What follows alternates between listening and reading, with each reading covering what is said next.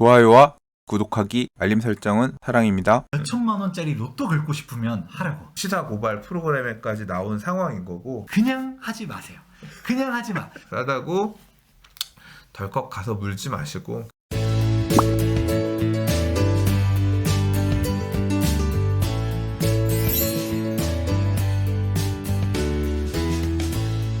좋아요와 구독하기는 사랑입니다.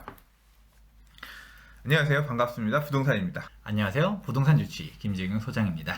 유튜브 상승론자들 중에서 또는 뭐 커뮤니티나 아니면 상승론을 얘기하는 분들 중에서 주의해야 될 분들에 대해서 얘기를 하고 있어요. 이제 두 번째인데요. 두 번째 소개하실 초보자분들이 주의하셔야 될 이런 분들 누가 있을까요?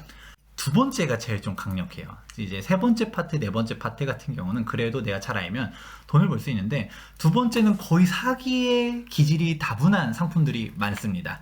가장 대표적으로 신축 빌라, 분양형 호텔, 그리고 지역조합 주택, 마지막으로 도시재생 사업, 이렇게 네 가지를 꼽아 보았는데요. 가장 먼저 신축 빌라부터 이야기해 보도록 하겠습니다. 먼저 빌라 같은 경우는 앞선 영상에서 뭐 빌라는 가치가 없다, 주택수를 규제를 하다 보니까 어중간한 거는 안 가져간다 라고는 했지만, 제가 찝은 게 그냥 빌라가 아니라 신축 빌라라고 했어요. 혹시 어떤 것 때문에 그럴 것 같은지 감이 오시는 게 있으신가요? 일단은 비싸잖아. 그러니까 보통 제가 본 패턴이 그런 것 같아요. 이 동네는 좋아질 수밖에 없어요. 이런 장점이 있어서 이 동네는 뭐가 좋고 해서 호재가 계속 겹쳐. 겹호재야. 그래서 이 동네 사람들의 수요가 몰릴 수밖에 없는데, 마침 여기에 사람들이 원하는 형태의 새 빌라가 있네. 뭐 이제 이런 패턴이잖아요. 네. 맞아요. 네, 그래서 그럼 이게 좋다는 건 알겠는데 살까 싶으면 이제 합리적이지 않은 가격인 경우들이 있다. 뭐 이제 그런 게 많지 않을까요? 그게 핵심이에요. 진짜 그게 핵심. 진짜 부동산님이 1편에서 얘기했었던 것처럼 빌라도 투자를 하려고 했었을 때, 뭐 부동산이 그렇다고 해서 빌라 투자해라 이런 얘기는 그런 직접적으로는 안 얘기는 했었지만, 지방도 가치가 있는지 평가를 봐서 할 수도 있고, 아파트 가격이 이렇게 뛰었는데 빌라는 별로 안 올랐잖아요. 그러니까 빌라도 저평가가 됐으니 투자해라 이런 식의 얘기를 하는 사람들도 있고, 그렇게 생각하시는 분들도 있을 거예요. 그런데 여기서 굳이 그래도 빌라에 투자한다면 저는 구축 빌라에 투자해야 된다라고 보지, 신축 빌라는 절대 안 된다라고 보고 있는데, 그 핵심은 부동산님이 얘기했어요. 뭐냐면 올려 판다. 그쵸. 네. 엄청나게 높여서 팔아버려요. 네. 이게 어떻게 되는 거냐면, 가격이 동네 빌라 시세가 비슷한 면적이 2억대에 형성이 돼 있어요. 근데 얘를 3억에 분양하는 거예요. 근데 우리는 사실 빌라 같은 경우는 명확하지 않잖아요. 우리가 아파트 같은 경우는 실거래가 보면 여기 아파트가 얼마, 33평이 얼마니까 얘는 몇 동 몇 호면 그래도 단지 내에서는 구분이 되고, 지하철역에서 떨어져 있어도 얘는 얼마 정도 될 것 같다, 이게 보이잖아요. 근데 빌라는 그렇지가 않다 보니까 사람들이 또 그 동네를 잘 모르잖아요. 또 소액으로 움직이려고다 보니까 그냥 얘기 들어보면 맞는 말 같아. 부동산님이 방금 전에 얘기했던 호재가 겹호재, 여기도 있고 여기도 있고 이렇게 좋아질 것 같은데 여기에 신축 빌라야, 관리도 편해, 깨끗해, 문제도 없어, 이런 식으로 얘기를 해요. 근데 문제는 이미 그 가격을 업자들이 높여서 판다라는 것이죠. 빌라가 가격이 2억대면 아무리 신축에 대한 프리미엄이 있다 해도 얼마 정도가 적당하다고 생각하세요? 글쎄요. 근데 그 주변에 2억이면 2억에 사면 좋지. 뭐 금매로 사면 1억 8, 9천에 사면 좋은데, 그거를 주변 시세 조사 안 해보고 그냥 가서 사라고 하면 사나? 그게 근데 현실이에요. 그게 그래요? 진짜 말도 안 되는 것 같은데, 네. 그게 거래가 돼요. 실제로 신축 빌라 분양할 때 3억에 팔아요. 주변 시세를 보면 2억이에요. 근데 그게 거래가 되는 마법 같은 일들이 존재합니다. 그 판단도 안 해보고 사람들이 이렇게 산단 네, 말이에요. 근데 그렇게 되는 이유가 있어요. 바로 전세가율을 맞춰버려요. 주변 전세가 어떻게 보면 2억짜리 빌라 같은 경우는 전세가 뭐 1억 2천에 들어있다. 그럼 내가 8천만 원이 들어가서 매수를 할 수 있게 되죠. 근데 3억짜리 빌라를 팔면서 전세를 2억 5천, 2억 7천 이렇게 맞춰버려요.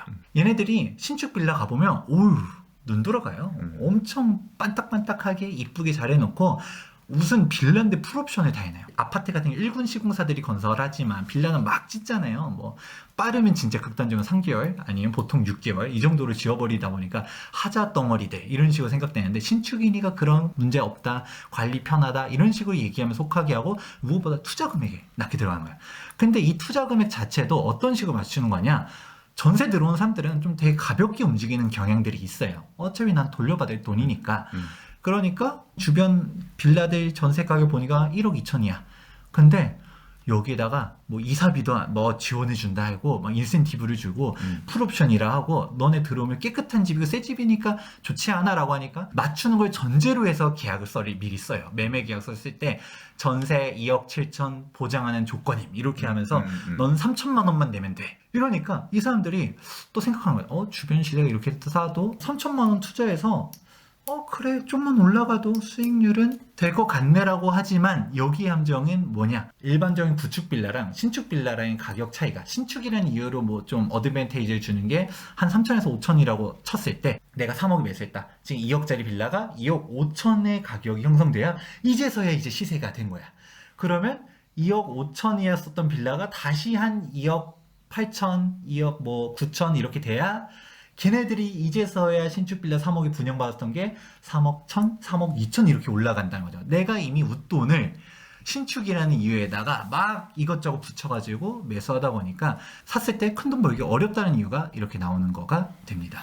근데 이게 한두 달 전에 PD수첩에서 맞아요. 되게 이 부분을 방영을 한 게 있어요. 제가 그래서 사실 되게 충격적으로 봤어요. 그 영상을. 그리고 그래서 저도 제 유튜브에 대략 요약을 해서 올려드린 내용이 있는데요. 되게 황당해. 어떻게 황당하냐면요. 지금 얘기는 이거 빌라를 사면 안 된다 얘기잖아요. 거기서 하나 더 진화했어요. 어떻게 진화를 했냐면 세입자가 문제인 거예요. 세입자들. 세입자분이 이게 동네 부동산들도 나는 문제가 있다고 생각해. R이라 그래서 리베이트를 전세 맞추는 게 실질적으로 어려우니까 전세를 중개하는 중개업자한테 리베이트를 줘요. 500만 원에서 많게는 뭐 1200까지도 주는 것 같아요.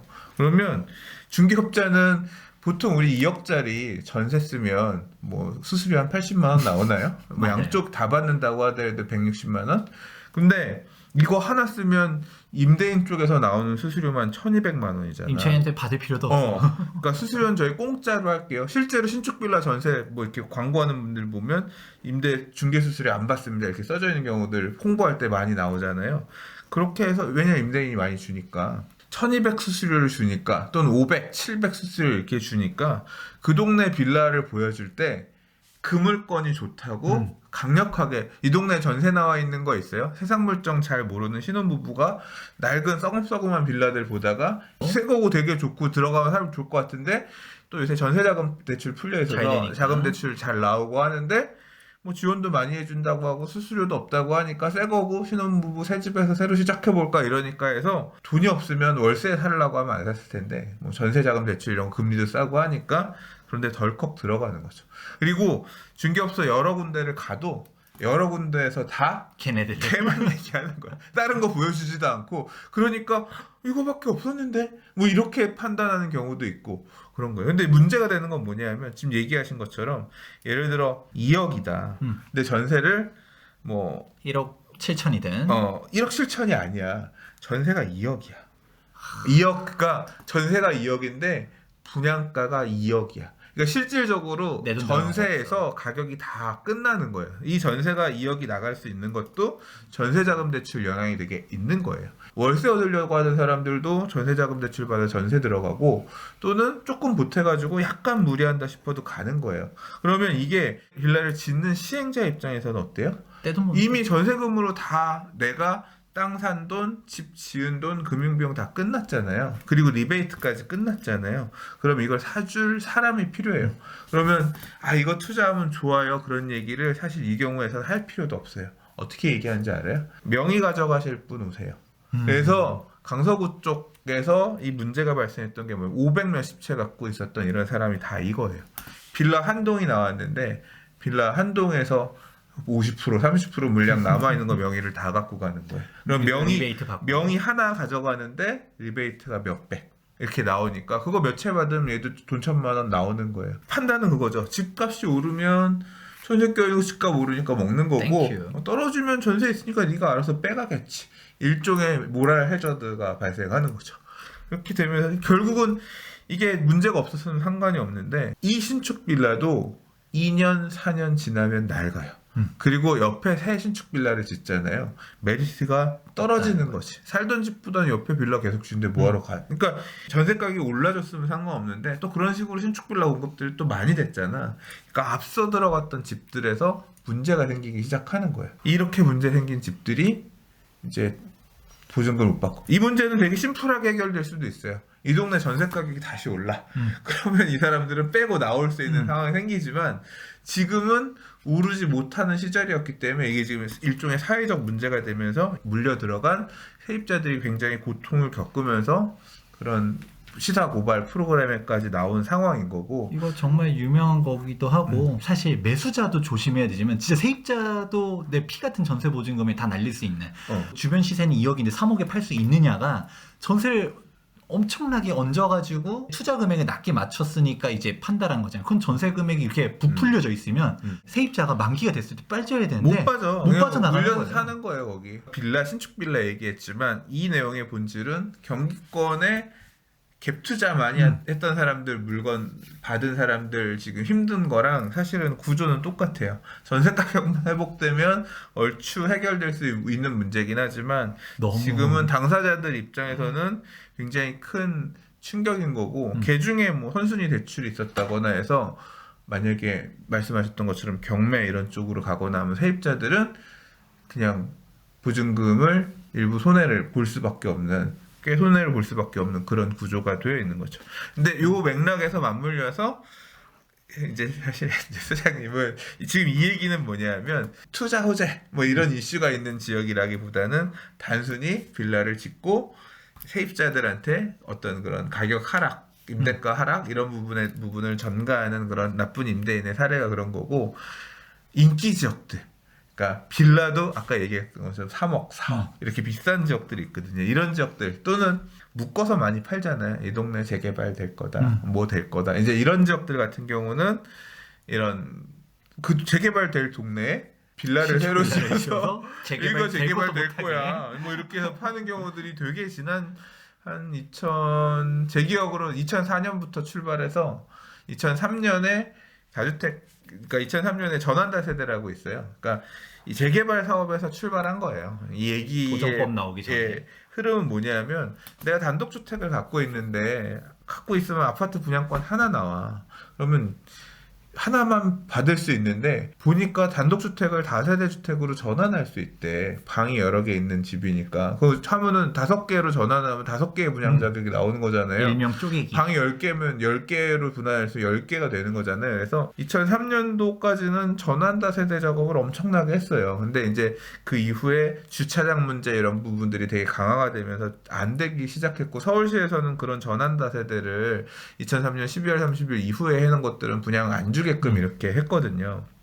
그러다 보니까 땅 사놓은 사람들이 뭘 하기 시작했냐면 짓는 거죠. 그냥 부수고 새로 짓자. 그래서 단독주택을 헐고 되게 허름하게 그냥 대충 해가지고 그 자리에 빌라들을 져서 야, 기왕 짓는 거 더 많이 짓자 해가지고 처음에는 빌라로 짓다가 나중에는 근생으로 져가지고 사실상 주거용으로 사용하게끔 해서도 그때 이제 당시에 서울시에서 해석을 좀 애매하게 한 부분이 있어서 그렇게 쪼개기를 했어요. 그렇게 짓다가 하기 시작하니까 이제 뭐하러 전환다 세대 하냐, 그냥 앞으로 재개발 될 것 같은 지역들 가서 땅 사가지고 빌라 짓자, 땅 사가지고 빌라 짓자. 재개발 분양 자격이 된다는 얘기는 재개발 프리미엄이 붙는 거니까 어마어마하게 비싸게 팔 수도 있다는 얘기인 거거든요. 단순히 전세 가격 가치가 아니라. 그래서 그런 호재가 있는 지역들을 중심으로 이게 이제 본격적으로 2004년에 제 기억으로는 한남뉴타운 이런 데서부터 출발을 했고요. 거기에 했던 사람들이 금호동, 옥수동, 그 주변에 이제 한강 르네상스 하면서 자양동, 노유동, 양평동, 합정동 이런 데 가서 용산 이런 데서 이 짓을 되게 많이 했어요.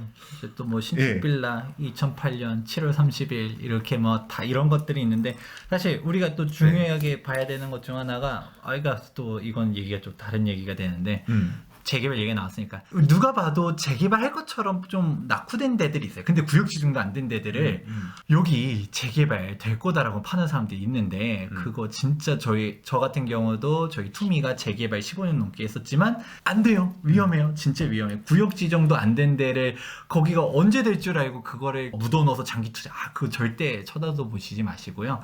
그런 부분도 있고 다시 이제 원점으로 돌아오면 방금 전에 부동산님이 R이라는 표현을 하셨는데 우리가 이제 마케팅 쪽에서 얘기를 하면 MGM이라는 표현을 써요. 멤버스 겟 멤버스라고 해가지고 사람이 사람을 이끌어내는 거야. 자기네들이 직접적으로 분양을 안 해. 부동산한테 얘기했던 것처럼 이거 신축 빌라 팔면 얼마를 주냐면 한 1,000만 원씩 줘요. 매매. 그리고 전세 맞추면 그때는 뭐 한 500만 원, 400만 원 이렇게 줬는데 뭐 전세 맞추는데도 1,000만 원씩 또 주는가 싶기도 하지만 이렇게 몇 천만 원씩 뿌리는 거예요. 그 말은 뭐냐? 얘는 3억에 분양을 하지만 그 3억 내에 전세 이제 맞출 때 떼어놓을 돈 얼마, 매각했을 때 줄 돈 얼마 이런 식으로 갖다 커미션이 이미 몇 천이 껴있단 거예요. 분양가 안에 그게 다 껴있다는 얘기인 거죠. 그러니까 여러분들은 애초에 신축 빌라에 산다라는 거는 그것들을 부동산 사장님들이 뭐 여러분들을 위해서 투자 가치가 있어서 얘기해 주는 게 아니라 그 사람들은 돈 벌려고 1,000만 원 버들려고 그래가지고 그렇게 얘기하는 건데 사실 경제방송들 보다 보면 죄다 신축 빌라 팔아먹어요. 이거가 저는 참 문제라고 생각하거든요. 예를 들어 막 성수동에 대한 호재들 얘기해요. 성수 전략정비구역이 뭐 어쩌고저쩌고 하는데 성수 전략정비구역이 아닌 신축 빌라. 한남동에 대한 호재들 막 얘기하면서 한남 뉴타운이 아닌 그 옆에 빠져나가 있는 곳에 신축 빌라. 아현동에 있는 데들 막 얘기하는데 재개발 지역이 아닌 신축 빌라. 뭐 하는 거예요 도대체.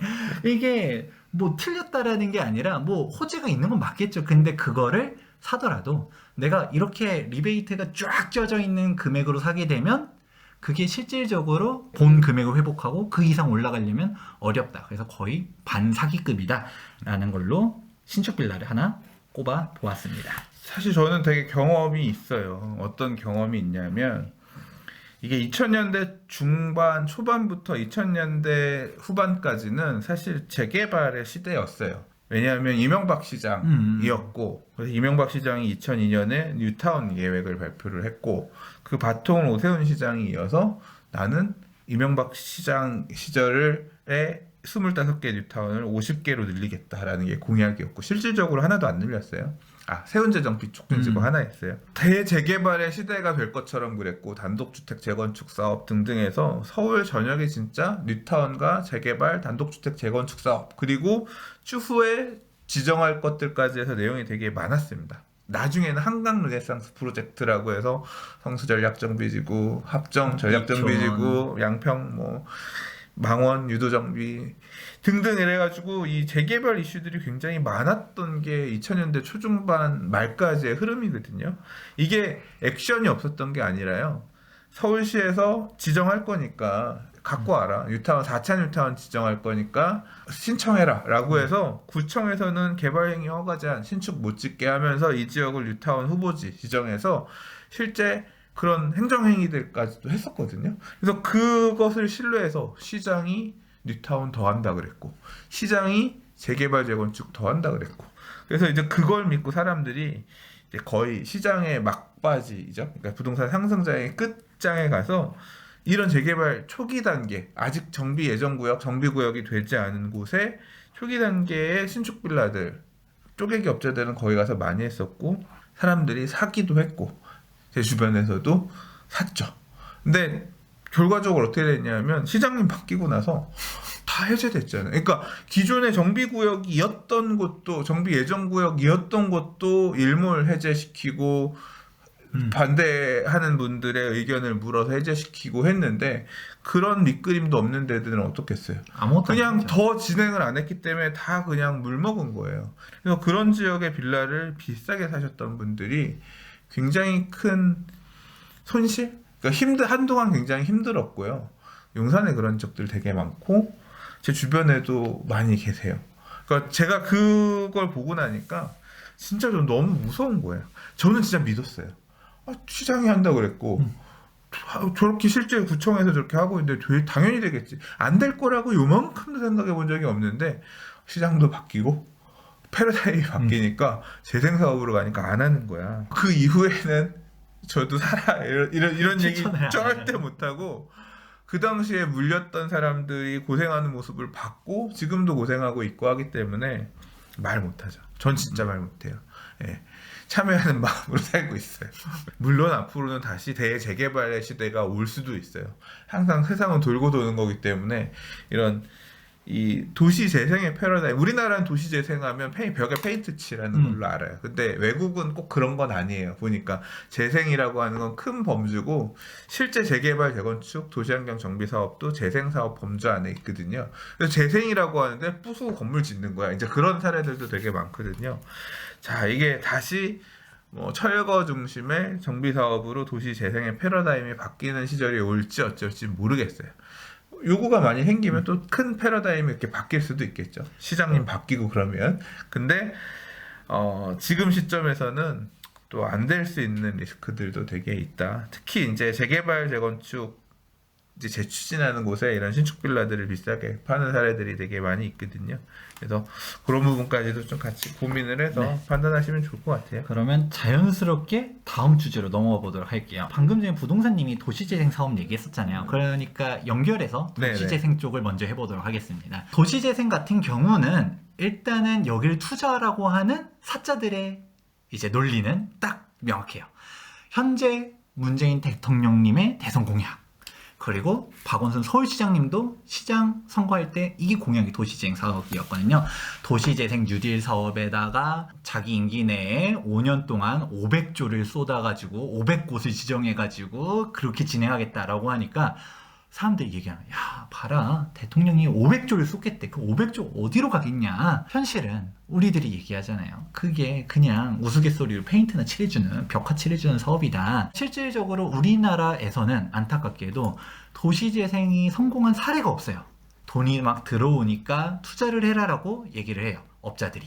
돈은 일단 투입이 되니까 뭔가 좋아하는 지겠죠. 근데 빌라의 한계를 알아둬야 되는 거가, 아니, 도시 재생하는데 빌라 사라고 그쵸, 그러고? 도시 재생 안에 있는 빌라나 네. 뭐 단독이 됐든 거기 있는 그런 걸 산다든가 이런 식으로 투자를 유인을 해요. 그런 쪽으로.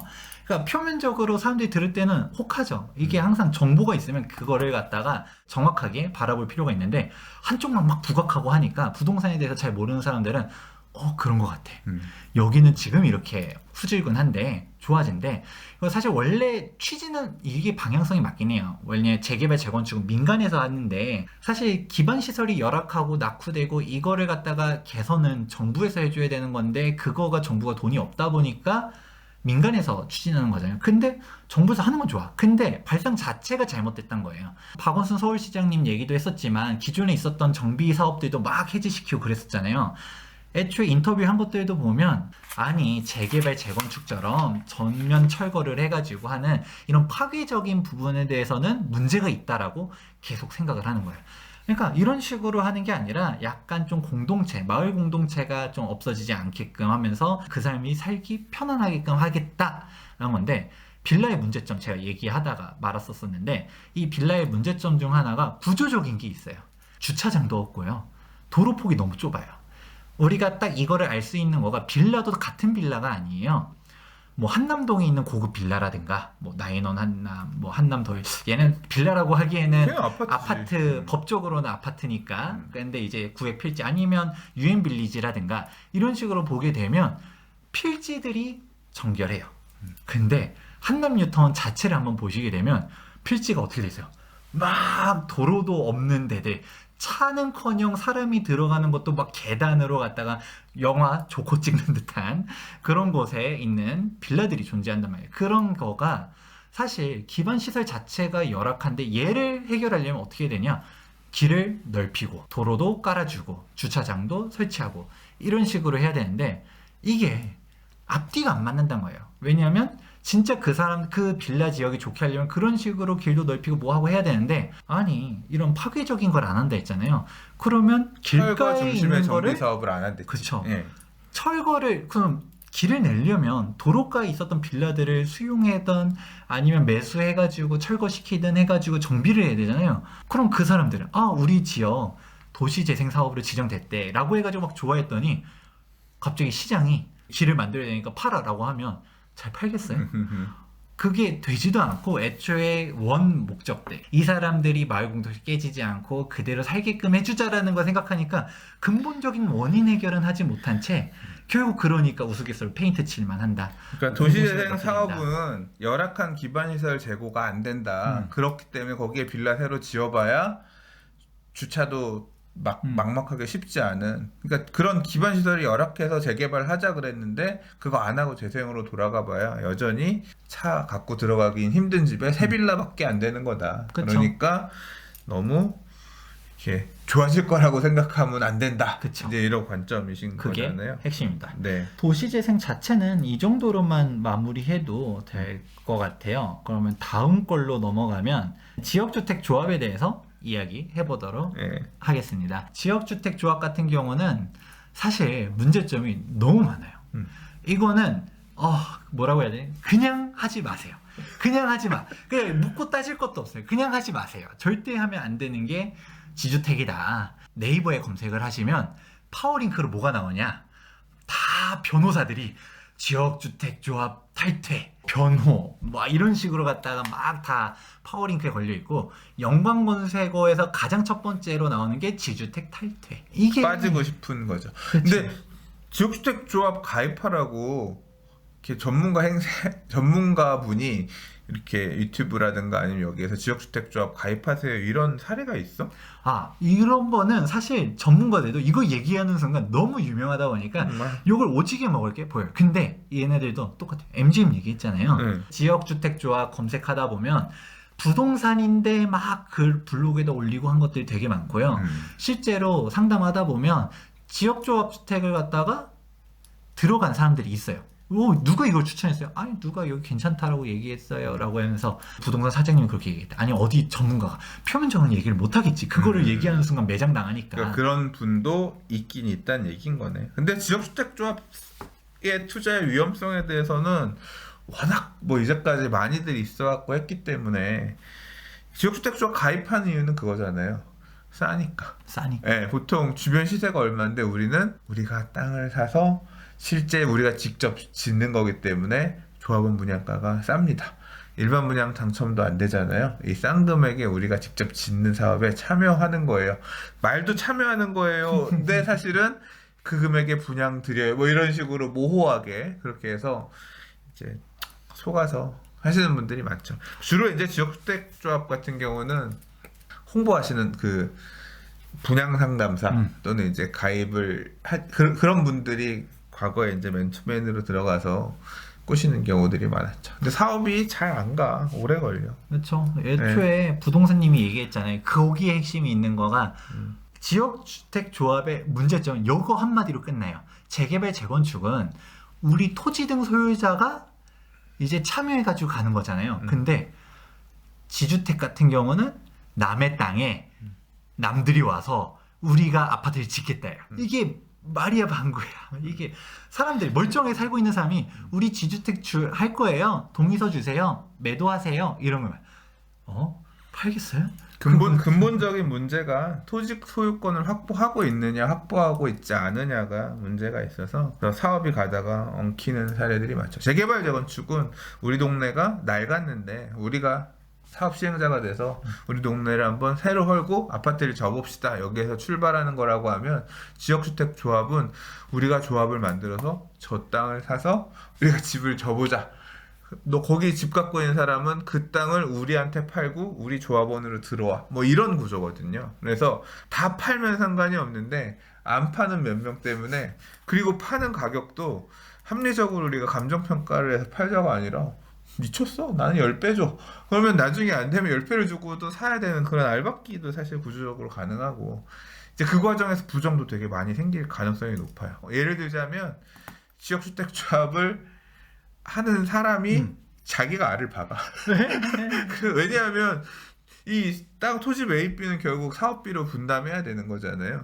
그러니까 자기가 땅을 박아놓고 다른 사람 명의로 사놓고 땅을 알 박아놓고 비싸게 파는 거예요. 그 과정에서 이미 하는 과정에서 자기는 돈 다 버는 거야. 사업이 가도 안 가도 상관없는 거지. 그러니까 그런 부정이 너무 많대요. 지역주택 조합의 가장 큰 문제점들은 표면적으로 합법화된 거의 대놓고 사기예요. 이거가 사실 재개발 재건축도 우리가 아파트 다 지었는데 얘네들 조합장이라든지 임원들 돈 받으려고 빨리 청산 안 한다 이런 얘기들도 있잖아요. 실제지. 그건 사실이지. 자, 그렇죠. 청산 안 하는 조합들 왜 안 하는 거야? 조합에 돈 남아 있으면 계속 사무실 안 없애고 월급 네, 받아먹잖아. 그것도 문제 있어. 그거 관련해서 아무튼 뭐 조례 바뀌는 걸로 알고 있어요. 근데 이게 지역주택조합 같은 경우는 그거예요. 우리는 사업 추진하려고 하는데 여러분들의 이제 업무 추진비들을 쫙 받아가지고 그냥 우리 되든 안 되든 급여 받고 이거예요. 그리고 최근에 제가 기사가 떴더라고요. 어제자로 한번 봤는데 지역주택 조합 한다라고 했었더니 거기가 어느 순간 보니까 사라져 있고 재개발 조합이 이제 들어섰고 이 총 290억에 달하는 가입비를 꿀꺽하고서 온데간데 사라졌다는 거예요. 이런 사기들이 존재할 수 있는 것 중 하나가 애초에 얘네들은 실질적으로 추진하려는 생각이 없는 지역주택 조합들이 존재한다는 거예요. 내가 그냥 급여 받는다라고 쓰던가 아니면 한탕해서 들고 나르든가 이런 식의 양아치들, 사기꾼들이 존재하기 때문에 리스크가 대단히 크고요.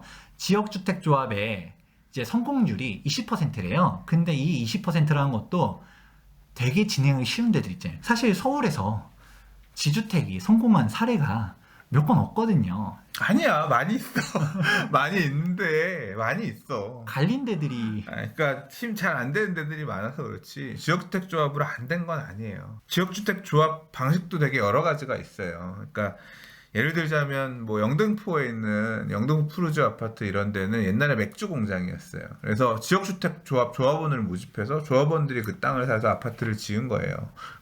저희 뭐 두산 위브 아파트도 그런 식으로 지은 거고 또는 뭐 상도동의 엠코 다운 이제 지금 이번에 짓고 있는 힐스테이트로 바뀌었지만 그러니까 상도동 쪽도 보면 지역주택조합으로 지은 아파트들이 되게 많아요. 동작구 쪽은 지역주택조합 사업 형태로 새로 아파트 낸 데들이 많은데 문제는 뭐냐면 성공은 했는데 오래 걸렸고 나중에 1차 추가부담금, 2차 추가부담금, 3차 추가부담금 이렇게 내면서 비용도 되게 많이 들었고 그리고 기회비용 놓치는 그런 부분들도 조합원 가입해서 다른 거 내가 이 조합원만 아니면 다른 걸 살 수 있는 기회가 많이 있었는데 이 조합원 자격 유지하기 위해서 못 사는 그런 실패되는 사례들도 있고 그리고 그러니까 땅을 사가지고 이렇게 조그만 땅에다가 소규모로 하는 지역주택조합 사업 같은 경우는 그래도 어쨌거나 이렇게 되는 데들이 많이 있긴 있는데 우리가 저 땅을 사서 이 동네에 뻔히 지금 집들이 가득 있는 동네 땅을 하나하나 다 사서 이렇게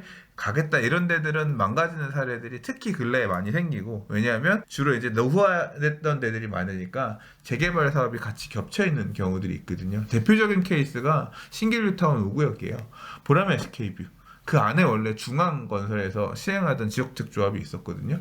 그 동네가 갑자기 뉴타운으로 묶인 거예요. 그래서 신길뉴타운 5구역 조합원 수가 얼마 없어요. 지역주택 조합이 땅을 엄청 많이 갖고 있었는데 엄청 법정 분쟁이 길었어요. 근데 그거에서 재개발 쪽이 이겨가지고 지역주택 조합이 없어지는 바람에 그러니까 그 지역주택 조합에 투자했던 분들 같은 경우는 굉장히 큰 손실을 보셨겠죠. 여기도 뭐 거의 그런 사례일 것 같아요. 청주 사례 같은 경우도 일단 이제까지 쓴 돈은 녹아내렸고 지역주택 조합 사업 방식으로 못 가고 재개발 사업으로 방식 가니까 그 두 개의 형태가 이어지는 게 아니잖아요. 전혀 다른 추진 주체가 나온 거기 때문에 기존에 사용했던 돈은 매몰 비용이 된 거지. 뭐 이제 그런 사례도 있고 그냥 가장 핵심은 그건 것 같아요. 생각보다 사업 추진이 어렵다. 잘 안 될 가능성이 높다. 실제로 그렇게 피해 입은 부분에 대해서 하소연하는 분들이 많다. 그렇기 때문에 전문가들이 지역주택조합 가야 될 때다 이런 얘기를 하더라도 싸다고 덜컥 가서 물지 마시고 괜히 시간 낭비하는 또는 마음고생하는 기간 길어질 수 있고 하니까 가급적이면 안 보는 게 좋겠다. 지주택 같은 경우를 저희한테 이제 얘기하는 사람들이 있어요. 내가 여기 지역주택 조합 가입했는데 어때요? 그걸 왜 했어요? 라고 하면 이제 얘기를 해요. 여기는 동의율이 이미 벌써 한 90%가 거쳐졌고 5%만 더 모으면 된다라고 하고 여기는 위치가 어떻고 호재 어쩌고 그럼 하세요. 그걸 왜 저한테 얘기를 하세요? 제가 책임질 수 있는 부분이 아닌데 그거는 왜 물어보는지 알잖아요. 알죠. 잘 샀다고 얘기해줘. 그렇지. 너는 내가 원하는 답을 해야 돼. 그거 물어보려고 자기 동의를 받고 싶어서 유명한 사람한테 동의를 받고 싶어서 물어보는 거야. 저는 딱 지역주택 조합 주택조합은 이 얘기를 해요. 몇 천만 원짜리 로또 긁고 싶으면 하라고. 없어도 되는 돈이라고 생각하고서 할 거면 하고 아니면 말라. 근데 사실 방금 전에 부동산님도 얘기했지만 지역주택조합이 입주하는 경우도 있어. 근데 그게 처음에 청사진대로 입주했는지도 또 한번 따져봐야 된다는 거죠. 없어. 추가 부담금에 해가지고 들어가는지 그것도 봐야 돼. 그래도 추가 부담금 내더라도 입주가 되면 그나마 다행이야. 사실 모든 지역주택조합을 다 사기꾼이라고 치부하진 않을 거예요. 진짜 순수하게 하려고 하는 사람들도 있을 수는 있는데 문제는 순수하게 진짜 하려고 해도 되게 어려운 거예요. 95% 재개발 재건축은 75%인데 지역주택조합 같은 경우는 95%의 토지 매수를 해야지 그게 진행되는데 사실 토지 매수도 했는지 안 했는지 우리가 알 길이 없는 거예요. 그게 사실상의 매매계약서들을 들고 있다라고 해도 잔금까지 치렀는지 뭔지 우리가 알게 뭐야 소유권 등기부등본 다 떼볼 거예요? 토지 사용 승낙서 받은 비율이에요. 그쵸. 네 거 써도 된다. 그래서 실제 매매를 진행을 해서 돈을 줬다기보다는 그러니까 매매 예약 계약서 정도 계약금을 주기도 하고 안 주기도 하고 해서 나중에 가서 그 정도 마련해서 토지 사용 승낙서 받은 그 비율을 얘기하는 거고 그래서 실제로 가보면 돈 한 푼도 못 받고 그냥 물려가지고 지역주택 조합한테 사용 승낙서 써주고 그런 사람들이 되게 많아요. 그게 이제 나중에 이제 그 부분들이 다 마무리가 될 때 이제 그때 보통 PF가 들어와서 돈을 그때 지급하는 경우들이 대부분이거든요. 그러니까 사람마다 다 달라. 누구는 받은 사람도 있고 못 받은 사람도 있고 일부 받은 사람도 있고. 그래서 그리고 가격들도 다 다르고.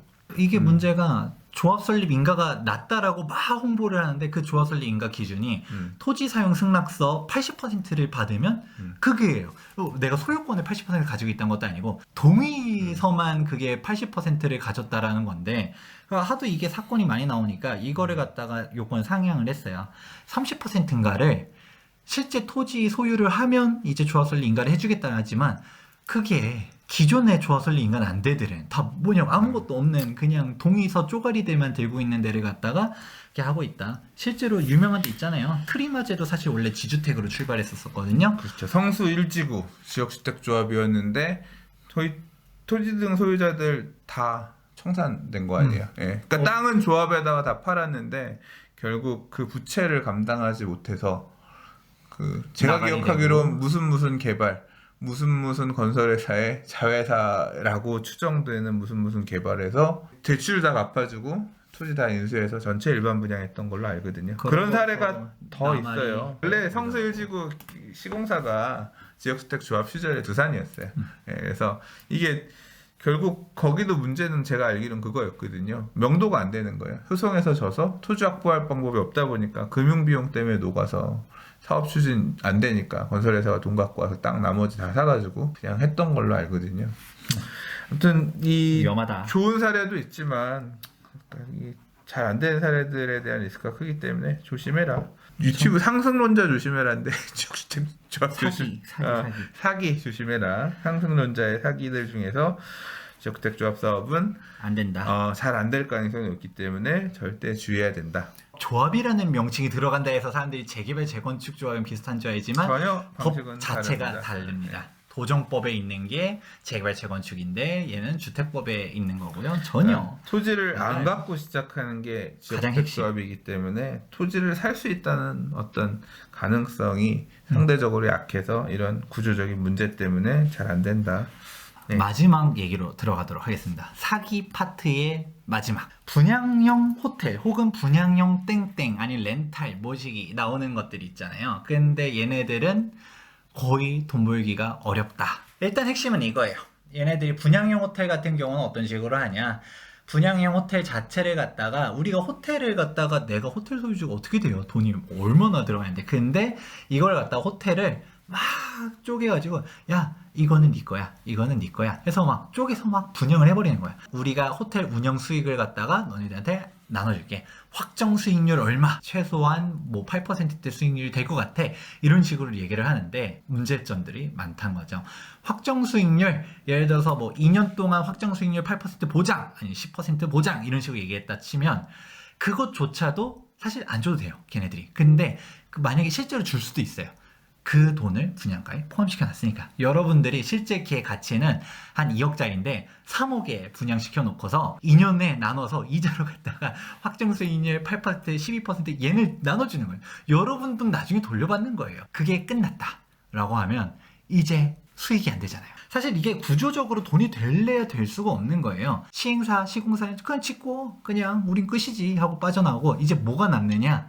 운영사가 남아요. 운영사가 사실상 문제가 될 수밖에 없는 게 호텔을 너네 이렇게 운영 개떡같이 하면 어떡해? 왜 이렇게 비용이 많아? 하면서 얘기하면 죄송합니다. 이 부분에 대한 과다 지출은 좀 줄이고 뭐 하고 이런 식으로 갈 텐데 주인이 몇백 명이잖아. 회계장부도 제대로 했을지 안 했을지 모르겠지만 보니까 급여 책정이 너무 세. 아니면 급여 너무 노골적이냐 급여는. 뭔가 기타 비용으로 책정된 게 말도 안 되게 잡혀 있어. 이걸 가지고 뭐라 해도 아니 뭔 상관이야. 너가 그걸 갖다가 거의 얘기할 거면 동의를 받아와. 우리의 운영 방식은 이래 라고 했을 때 그걸 업체를 갈아치우지도 못하고 모럴 해저드가 나타날 수밖에 없단 거예요. 도덕적 해이. 즉 이 사람들은 급여는 내가 책정해. 급여를 내가 책정해. 내가 운영을 잘 못한다고 해서 나한테 뭐라 할 사람도 없어. 그러니까 당연히 장사가 잘 되면 우리 비용을 좀 과대하게 하고 그런 다음에 남은 것들을 갖다가 소유주들한테 나눠주는 거야. 이게 잘 될래야 잘 될 수가 없는 거예요. 이게 분양형 땡땡이라는 게 꼭 이런 것뿐만 아니라 풀빌라니 뭐니 해가지고 막 소유주 여러 개 해가지고 운영해서 뭐 그게 임대 관리 하려면 얼마나 복잡해. 딱 맡겨서 얘네들이 운용사에서 할 거야. 이상이야 좋지만 현실적으로는 다 자기네들 뒷돈만 챙겨나가고 있다. 그래서 큰 돈 벌기 어렵다. 이게 생각하면 되게 웃긴 게 보통 이제 이 분양형 호텔이 숙박업소로 분류가 되잖아요. 일반적으로 우리가 생각하면 호텔 체인, 세계적인 호텔 체인 또는 우리나라 호텔 체인이 건물을 사서 또는 건물을 지어서 또는 건물을 임대해서 자신의 브랜드를 또는 이제 뭐 이런 걸 이용해가지고 영업을 해서 직원들 인건비 주고 수익을 챙기는, 그래서 이제 그 회사의 주주들한테 배당 수익을 주는 뭐 이런 구조가 돼야 되는 것 같은데, 그런 주식회사 개념이 아니라 그냥 호텔을 지을 건데 여러분들이 분양을 받으시는 소유자가 돼주세요. 호실별로 나눠가지고 해주는, 그러니까 자본 유동화를 이런 형태로 시키는 거죠. 일반적인 형태가 아니라 다른 형태로 시키는 거죠. 그러면서 이제 소유권들이 이렇게 분산이 되어 있으니까 말씀하셨던 것처럼 분산하는 과정에서 우리가 수익률 몇 %를 줄게 제시를 하면 저금리 기조화에서 수익이 되게 부족하니까 이런 고수익률의 상품에 혹하는 사람들, 낚이는 사람들이 생기고, 또 분양이 되기 시작하면 그걸 신뢰하는 사람이 이렇게 많단 말이야 하면 나도 이제 쫓아가서 믿고 싶어지는 마음이 생기니까 분양받는 사람이 생기는 거잖아요. 막상 가서 봤는데 이미 수익률을 그렇게 제시는 했지만 그 수익률을 지키지도 못하고 분양가에는 이미 건설회사, 사업 시행자의 시행이익이 녹아있고 여기서 다 먹고 털었잖아. 그리고 아까 말씀하셨던 것처럼 수익률 뭐 8% 몇 년간 보장. 그러면 그 월세는 그 이 사람한테 줘야 될 수익은 이미 분양가에 다 녹아 있으니까 그거만 하면 딱 터는 거고. 그러니까 결국 몇 년치의 운영 수익을 전체 사업 시행 이익에다 포함해서 분양을 끝낸 거고, 운영사 입장에서는 돈 안 되면 만세 부르고 나가면 되잖아. 얘네는 건물에 대한 책임을 질 필요가 있는 애들은 아닌 거니까. 결국 이게 숙박업소 지은 땅들이 보통 보면 오피스텔 지을 땅을 이런 식으로 지은 경우들이 많거든요. 좀 더 좋은 수익률로 포장을 해서 좀 더 오피스텔 분양하는 것보다 비싸게 팔기 위해서 이런 식으로 했던 사례들이 많았잖아요. 근데 이미 다 터졌잖아. 그래서 지금 숙박 분양형 호텔 사지 마세요 이 얘기하면 쉰떡밥이야. 워낙 오래된 이슈지만 아직도 하는 데도 있어요. 분양형 호텔 네이버에 검색해보세요. 아직도 분양하는 애들 존재하고 아주 판을 치고 있어요. 이런 사기 같은 것들 우리가 하다못해 지역주택조합도 얘기했죠. 부동산님 저 보증 좀 서주세요. 연대보증 서주시죠. 막 이런 급이라고 할 수 있을 정도인데도 불구하고 아직도 피해자들이 계속 양산되잖아요. 그러니까 그만큼 순진한 사람들이 많다 보니까 이 영상은 진짜 초보자가 아니라 고수라 하더라도 사실 손 안 대면 좋을 만한 게 두 번째 파트에서 이렇게 정리해 보도록 해보았습니다. 사기꾼 또는 사기가 개입될 만한 또는 아무래도 리스크가 굉장히 큰 어떤 그런 네 가지 형태. 많이 들어보셨던 아이 너무 뻔한 얘기 계속했네라고 생각하신 분들께는 죄송하고요. 다음 시간에는 다른 부분. 네, 다른 상속론자들 중에서 사라고 하는 사람들 중에서 주의해야 될 부분 다음 부분을 한번 좀 얘기해 보도록 하겠습니다. 네. 다음엔 어떤 거 얘기할 거예요? 세 번째 파트에서는 진짜 얘네들 돈이 되긴 돼요. 근데 함부로 들어갔다는 진짜 폐가 망신할 수도 있는 영역들이 존재하거든요. 토지랑 경매에 대해서 한번 이야기해 보도록 하겠습니다. 근데 이거 내가 권하는 거 빼고 나머지 다 조심해라 얘기 아니야? 예, 다음 시간에 뵙도록 할게요. 지금까지 김재경 소장과 부동산이었습니다.